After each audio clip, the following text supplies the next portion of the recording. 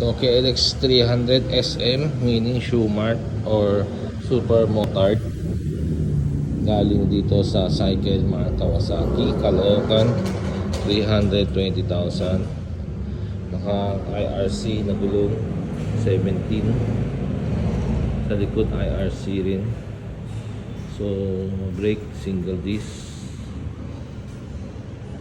Single disc, dalawang radiator, left and right, fan. Meron dito. Wala dito. So isa lang ang fan niya. Plastic ang tangke. LCD panel pero hindi TFT. Ayan, blue. So ayan, cold start.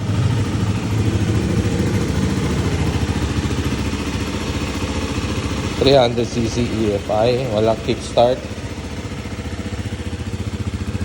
Stock tambucho. Ilaw, bang bang bang. Ilaw, conventional. Ilaw.